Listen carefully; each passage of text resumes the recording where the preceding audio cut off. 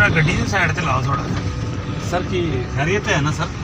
खैरियत ही हैगी है, खैरियत ही हैगी है। छੱਡ ਮੈਨੂੰ करदा है की है जे कर दे जो कुछ है ਮੇਰੇ ਕੋਲ ਕੁਝ ਨਹੀਂ ਹੈਗਾ ਮੈਂ ਤਾਂ ਡਰਾਈਵਰ ਆ ਇਸ ਗੱਡੀ ਦਾ ਮੈਂ ਤਾਂ ਕਿਸੇ ਦੀ ਗੱਡੀ ਲਾ ਕੇ ਆਇਆ ਜਨਾਬ ਤੁਹਾਡੀ ਮਿਹਰਬਾਨੀ जो बिल क्लिंटन ਹੁੰਦਾ ਹੈ ਸਰ ਤੁਹਾਡੀ ਮਿਹਰਬਾਨੀ ਹੈ ਸਰ ਮੈਂ ਗਰੀਬ ਨੂੰ ਮਾਫ ਕਰ ਦਿਓ ਸਰ ਮੈਨੂੰ ਛੱਡ ਦਿਓ ਸਰ ਮੇਰੀ ਤੁਹਾਡੀ ਮਿਹਰਬਾਨੀ ਹੈ ਮੈਂ ਤਾਂ ਡਰਾਈਵਰ ਆ ਸਰ ਇਸ ਗੱਡੀ ਦੇ ਉੱਤੇ ਮੈਂ ਤਾਂ ਤਨਹਾ ਨਾਲ ਮੇਰੇ ਨਿੱਕੇ ਨਿੱਕੇ ਬੱਚੇ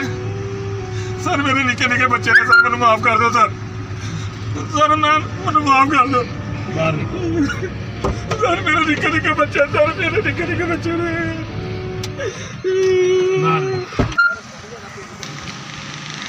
मैं हूँ आपका होस्ट ताज़ीम अली शाह। इस वक्त आप देख रहे हैं वेलकम पाकिस्तान। वेलकम पाकिस्तान आपके लिए मुख्तलिफ अच्छी और सबक आमूज़ स्टोरियाँ लेकर आता है। आज की जो स्टोरी है वो कुछ माशरे से इस तरीके से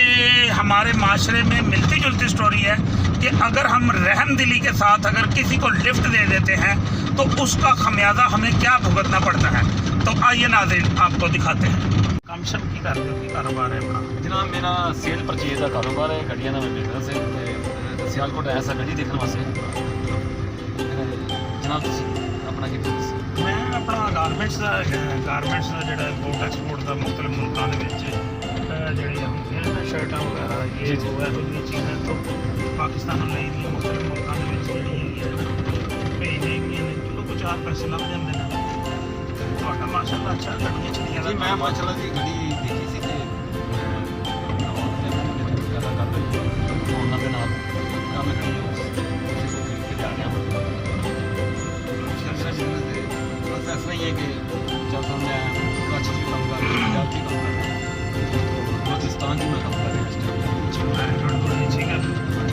ਇਹਦਾ ਮਤਲਬ ਇਹ ਹੈਗਾ ਕਿ ਤੁਸੀਂ ਤਾਂ ਪੂਰੇ ਪਾਕਿਸਤਾਨ ਤੋਂ ਗੱਡੀਆਂ ਜਿਹੜੀਆਂ ਹੈਗੀਆਂ ਜਿਹੜੇ ਪਵਾਰੇ ਦੀ ਗੱਡੀ ਹੋਵੇ ਉਹ ਲੈ ਲਓ जी जी हमारे जानी चार पाँच लाख तैयार करके ਬੜਾ ਅੱਛਾ ਤੁਹਾਡਾ ਕੰਮ ਹੈਗਾ ਜਿਹੜਾ ਕੰਮ ਹੈਗਾ ਗੱਡੀਆਂ ਚੜੀਆਂ ਦਾ ਕਾਫੀ ਅੱਛਾ ਪ੍ਰੋਫਿਟ ਲੱਗ ਜਾਂਦਾ ਹੋਣਾ। जी जी बहुत अल्लाह का शुक्र है ये कम से कम 1 लाख 1.5 लाख रुपये चार्ज नहीं है इस टाइम गड्डी माशाल्लाह मैं गड्डी ली है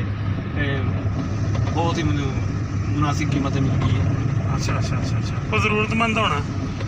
जी बस इस तरह ही सी उन्होंने बाहर जाना तो पता ज़्यादा सियालकोट लोग बाहर ही करते ਕੋਈ ਲੰਡਨ ਕੋਈ ਕੁਵੈਤ ਕੋਈ ਅਮਰੀਕਾ ਦੇ ਵਿੱਚ ਘਰ ਦੇ ਵਿੱਚ ਉਹਨਾਂ ਦੀ ਖੜੀ ਹੈਗੀ ਸੀ ਗੱਡੀ ਤੇ ਅਸੀਂ ਉੱਥੇ ਗੱਡੀ ਮੈਂ ਖਰੀਦੀ ਤੇ ਅੱਛੇ ਰੇਟ ਤੇ ਲਗਾ ਲਓ ਕਿ ਅੱਛਾ ਰੇਟ ਜਿਹੜਾ ਪਰਚੇਜ਼ ਹੋ ਜਾਏਗੀ ਮੇਰੀ। ਕਹਿਣ ਦਾ ਮਕਸਦ ਹੈਗਾ ਕਿ ਇਹਦੇ ਵਿੱਚ ਤੁਹਾਨੂੰ ਕੋਈ ਪ੍ਰੋਫਿਟ ਅੱਛਾ ਲੱਭ ਜਾਏਗਾ। ਅਲਹਮਦੁਲਿਲਾ ਜੀ ਅਲਹਮਦੁਲਿਲਾ ਅੱਛਾ ਪ੍ਰੋਫਿਟ ਲੱਗ ਜਾਏਗਾ। ਬਹੁਤ ਜਨਾਬ ਤੁਹਾਡਾ ਕੰਮ ਠੀਕ ਜਾ ਰਿਹਾ ਹੈ। ਬਸ ਮੇਰਾ ਤੇ ਇਹ ਮੈਂ ਤੁਹਾਨੂੰ ਦੱਸਿਆ ਨਾ ਮੁਖਤਲਿਫ ਮੁਲਕਾਂ ਦੇ ਵਿੱਚ ਗਾਰਮੈਂਟਸ ਵਗੈਰਾ ਸਪਲਾਈ ਕਰੀਦੀ ਹੈ ਤੇ ਇੱਥੇ ਮੈਂ ਇੱਕ ਦੋਸਤ ਨੂੰ ਮਿਲਣ ਆਇਆ ਸੀ। ਮੈਂ ਆਇਆ ਸੀ ਤੇ ਬਸ ਕੋਈ ਥੋੜਾ ਜਿਹਾ ਉਹਦੇ ਨਾਲ ਟਾਈਮ ਗੁਜ਼ਾਰਿਆ ਤੇ ਹੁਣ ਮੈਂ ਵਾਪਸ ਲਾਹੌਰ ਜਾ ਰਿਹਾ ਤੇ ਹੁਣ ਲਾਹੌਰ ਜਾਂਦੇ ਆ ਤੇ ਉਹ ਕਨਵੇਂਸ ਦਾ ਕੋਈ ਮਸਲਾ ਥੋੜਾ ਜਿਹਾ ਮੇਰੀ ਆਪਣੀ ਗੱਡੀ ਉਹ ਪਿੱਛੇ ਥੋੜਾ ਜਿਹਾ ਉਹ ਖਰਾਬ ਹੋ ਗਈ। ਮੈਂ ਫਿਰ ਦੇਖਿਆ ਕਿ ਇੱਥੇ ਕੋਈ ਐਸਾ ਬੰਦਾ ਲੱਭੇ ਜਿਹੜਾ ਕੋ ਕਮ ਸੇ ਕਮ ਮੋਟਰਵੇ ਤੱਕ ਤੇ ਲੈ ਜੇ ਨਾ। ਹੁਣ ਉਹ ਮੈਂ ਆਪਣੇ ਡਰਾਈਵਰ ਨੂੰ ਕਹਾਂਗਾ ਉਹ ਗੱਡੀ ਲੈ ਜਾਏਗਾ ਉੱਥੇ ਆ ਕੇ ਵਾਪਸ। ਬਸ ਤੁਹਾਨੂੰ ਪਤਾ ਅੱਜ ਕੱਲ੍ਹ ਇਸ ਤਰ੍ਹਾਂ ਹੀ ਜਨਾਬ ਕਿ ਹਾਲਾਤ ਵੀ ਇਸ ਤਰ੍ਹਾਂ ਜਾਂਦੇ ਨੇ ਜਲਦੀ ਕੋਈ ਲਿਫਟ ਨਹੀਂ ਦਿੰਦਾ ਲੇਕਿਨ ਹਾਂ ਅਸੀਂ ਖੁਦ ਠੀਕ ਹਾਂ ਤੇ ਬਾਕੀ ਲੋਕ ਅਸੀਂ ਠੀਕ ਹੀ ਸਮਝਦੇ ਹਾਂ। ਬਾਕੀ ਬਿਹਤਰ ਹੈ ਜਨਾਬ ਮੈਂ ਤਾਂ ਲਾਹੌਰ ਜਾਣਾ ਤੁਹਾਨੂੰ ਸਾਰਾ ਮੋਟਰ ਡਰਾਪ ਕਰ ਦਿਆਂਗਾ। ਮੈਂ ਤੁਹਾਨੂੰ ਆਪਣਾ ਨੰਬਰ ਵੀ ਦੇਣਾ ਕਦੇ ਤੁਹਾਨੂੰ ਜ਼ਰੂਰਤ ਪਵੇ ਗੱਡੀ ਗੁੱਡੀ ਦੀ ਤੇ ਮੇਰੇ ਨਾਲ ਰਾਬਤਾ ਕਰ ਸਕਦਾ। ਨਹੀਂ ਠੀਕ ਹੈ ਬਹਰਾਲ ਜੇ ਆਪਣਾ ਮੁੜ ਕੇ ਵਾਸਤਾ ਪਿਆ ਤੇ ਇਨਸ਼ਾਅੱਲਾ ਤੁਹਾਡੇ ਕੋਲੋਂ ਗੱਡੀ ਵੀ ਲਵਾਂਗੇ ਤੇ ਤੁਹਾਡੇ ਨਾਲ ਜਿਹੜਾ ਹੈਗਾ ਕੋਈ ਚਾਹ ਪਾਣੀ ਵੀ ਪੀਵਾਂਗੇ। ਉਹ ਜਦੋਂ ਕਹਿਣਗੇ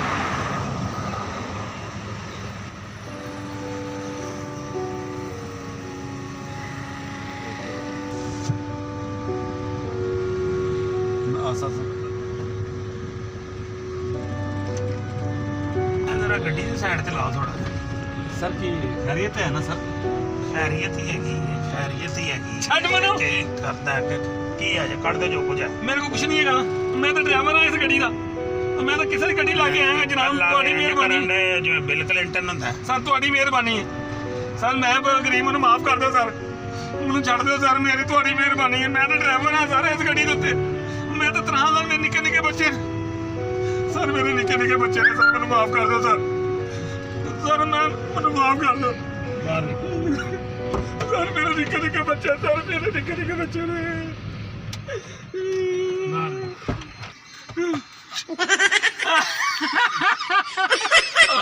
सानू की समझना है तू सानू लुटन आया है? तेरा दिमाग काम नहीं करता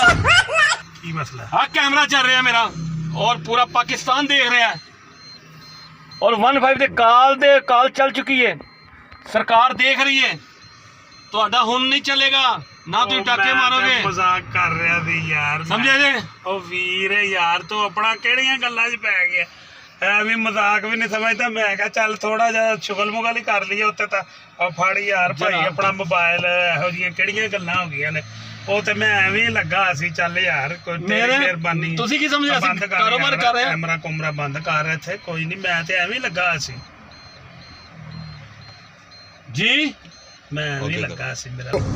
जी मैं इस अपनी गाड़ी के अंदर मैंने ये कैमरे लगाए हुए हैं ये देखें ये एलसीडी के अंदर मैंने एक कैमरा लगाया हुआ है इसमें व्यू मुकम्मल आ रहा है और इसमें मैंने नेट के ज़रिए ये चल रहा है ठीक है वाईफाई मैंने रखा हुआ है गाड़ी के अंदर वो वाईफाई के ज़रिए ये चल रहा है इसमें मेरी पूरी फैमिली देख रही है कि जहाँ से मैं आ रहा हूँ जहाँ मैं जा रहा हूँ सेकंड की रिकॉर्डिंग इसकी चल रही है लिहाजा ये मैं कहना चाहता हूँ या कोई रास्ते में खड़ा है उसका आप लिफ्ट मत दें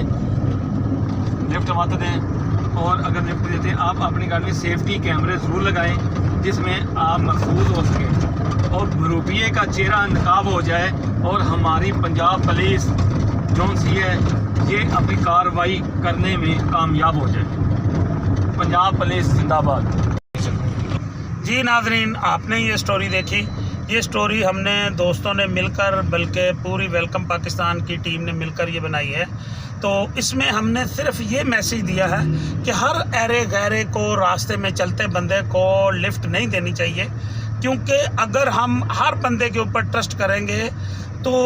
हमें कोई बड़ा नुकसान भी हो सकता है तो इस नुकसान से बचने के लिए हम कम से कम